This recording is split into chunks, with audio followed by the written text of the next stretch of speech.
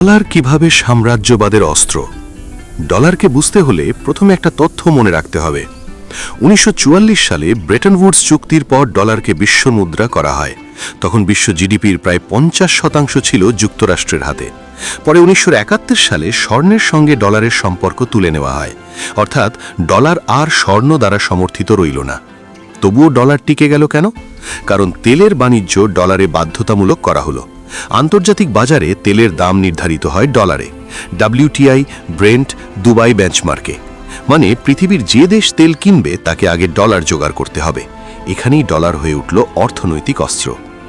এখন সংখ্যা দেখুন, 1992 থেকে 2022, 30 বছরে যুক্তরাষ্ট্রের মোট পণ্য বাণিজ্য ঘাটতি প্রায় $18 ট্রিলিয়ন।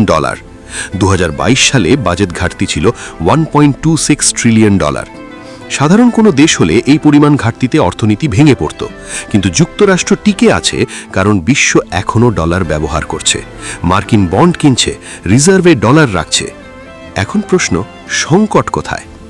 সংকট শুরু হয়েছে যখন চীন, রাশিয়া, ব্রাজিল, ভারত নিজেদের মুদ্রায় বাণিজ্য বাড়াচ্ছে। রাশিয়ার বৈদেশিক রিজার্ভের প্রায় 33% এখন ইউয়ানে। চীনের বাণিজ্য উদ্বৃত্ত 2022 সালে $888 বিলিয়ন, অর্থাৎ ডলারের একক আধিপত্যে ফাটল ধরছে। এখন এই প্রেক্ষাপটে ইরানকে দেখুন। ইরান তেল সমৃদ্ধ রাষ্ট্র। ইরান ব্রিক্সে যোগ দিয়েছে। ইরান ডলার নির্ভর ব্যবস্থার বাইরে বিকল্প জোটে সক্রিয়। যদি মধ্যপ্রাচ্যে তেল বাণিজ্য ডলারের বাইরে যায়, তাহলে পেট্রোডলার ব্যবস্থায় সরাসরি আঘাত পড়ে। আর পেট্রোডলার দুর্বল মানে $18 ট্রিলিয়ন ঘাটতির কাঠামো নড়বড়ে হয়ে যাওয়া।